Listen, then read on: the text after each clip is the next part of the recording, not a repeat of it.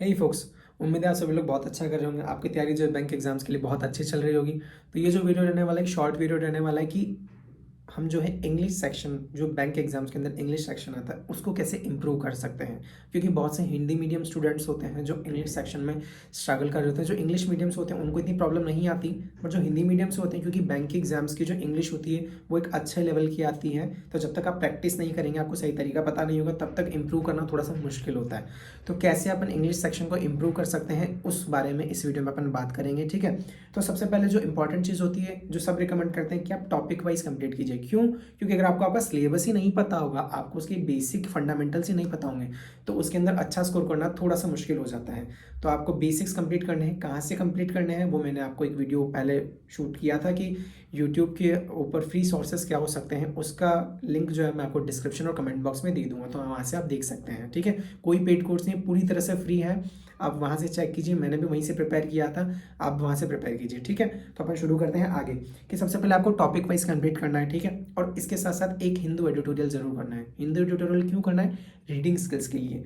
देखिए, bank exams के अंदर बैंक और एसएससी में एक डिफरेंस होता है कि एसएससी के अंदर जो ग्रामर पोर्शन आता है, इंग्लिश का पोर्शन आता है, वो मोस्टली ग्रामेटिकल बेस्ड होता है। बट जो इंग्लिश बैंक के एग्जाम्स में पूछी जाती है वो आपके प्रैक्टिकल नॉलेज के ऊपर बेस्ड होती है कि आपकी प्रैक्टिकल नॉलेज इंग्लिश की कितनी अच्छी है, आपकी रीडिंग स्किल्स कितनी अच्छी है। कई बार ऐसा होता है कि आपने नोटिस किया होगा कि जो इंग्लिश मीडियम स्टूडेंट्स होते हैं उनके मार्क्स जो है ईजिली ज़्यादा आ जाते हैं कंपेरेटिवली हिंदी मीडियम स्टूडेंट से। क्यों? क्योंकि देखिए, मैं आपको बताता हूँ कि मैं खुद पहले हिंदी मीडियम से था, बाद में बहुत लेट मैंने इंग्लिश मीडियम में स्विच किया। ठीक है, तो कैसे मैंने इंप्रूव किया वो चीज़ देखिए कि जो बैंक एग्जाम्स की जो इंग्लिश होती है उसको जब आप अटेम्प्ट करते हैं, कई बार इंग्लिश मीडियम स्टूडेंट्स के साथ क्या होता है मैं आपको वो बता रहा हूँ कि वो जब अटेम्प्ट करते हैं तो उनको उस क्वेश्चंस में पता होता है कि किसी पर्टिकुलर क्वेश्चन के पर्टिकुलर पार्ट में गलती है। लेट सपोज एरर का एग्जांपल लेते हैं, एरर फाइंडिंग का, तो उनको पता होता है कि इन दो क्वेश्चन में या इस सेक्शन में ए पोर्शन में जो है एरर है, लेकिन उनको एग्जैक्ट ये नहीं पता होता कई बारी कि क्या एरर है, कौन से वर्ड में एरर है, कौन से ग्रामेटिकल एरर है, क्या सही हो सकता है। उनको शायद ये चीज़ नहीं पता हो, लेकिन उनको ये ज़रूर पता होता है कि इस ए ऑप्शन में जो है एरर है, इस वजह से। और आपको पता है कि आपने को ऑप्शन टिक करना होता है। इस वजह से इंग्लिश मीडियम स्टूडेंट्स जो है उनके मार्क्स ज़्यादा आ जाते हैं, क्योंकि उनकी रीडिंग स्किल्स जो है, जब वो क्वेश्चन को रीड करते हैं तो उनको रीड करते ही पता लग जाता है कि इस पोर्शन में, पर्टिकुलर पोर्शन में एरर है, कुछ ना कुछ गलती है। ठीक है, तो वो चीज़ आपको इंप्रूव करनी है। अब वो कैसे इंप्रूव करेंगे? आप हिंदी एडिटोरियल डेली एक करेंगे, जिससे आपकी रीडिंग स्किल्स बढ़ेगी। एक जो इंपॉर्टेंट चीज़ वो ये जो नेग्लेक्ट करते हैं हिंदी मीडियम स्टूडेंट्स के लिए, थोड़ा आपको प्रॉब्लम आएगी, लेकिन इंप्रूव करने का यही सबसे ईजी और बेस्ट तरीका है। कैसे? कि आप जो भी चीज़ पढ़ते हैं कोशिश कीजिए आप इंग्लिश में पढ़ें। अगर आप न्यूज़पेपर पढ़ते हैं कोशिश कीजिए इंग्लिश में पढ़ें, कोई बुक पढ़ते हैं कोशिश कीजिए इंग्लिश में पढ़ते हैं, नॉवल पढ़ने की अगर आपको आदत है तो आप उसे इंग्लिश में पढ़िए।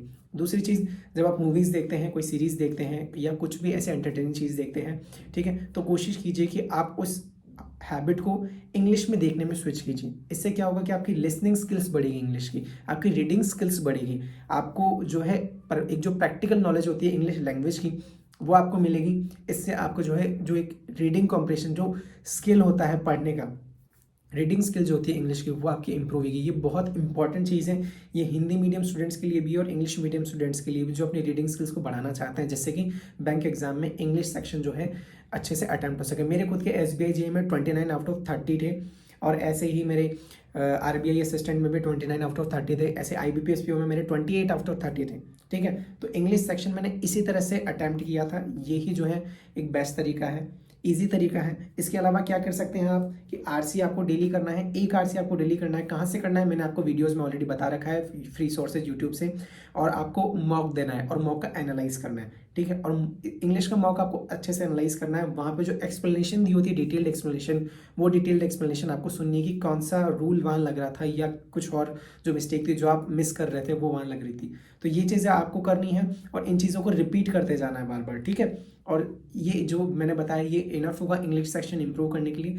फिर भी अगर आप जो है स्ट्रगल कर रहे हैं इंग्लिश सेक्शन के साथ में, तो आप मुझसे मेरी इंस्टाग्राम ID पर कनेक्ट हो सकते हैं, या फिर वीडियो के कमेंट में आप मुझसे कमेंट कीजिए कि सर ये पोर्शन में या इस टॉपिक में या इस चीज़ में मुझे स्ट्रगल फील हो रहा है और मैं स्ट्रगल कर रहा हूँ, मेरी इंग्लिश इंप्रूव नहीं हो पा रही है। ठीक है, तो मैं आपको उसमें इंप्रूव करने में पूरी मदद करूँगा। तो इस वीडियो में इतना ही, बाकी मिलते हैं नेक्स्ट वीडियो में।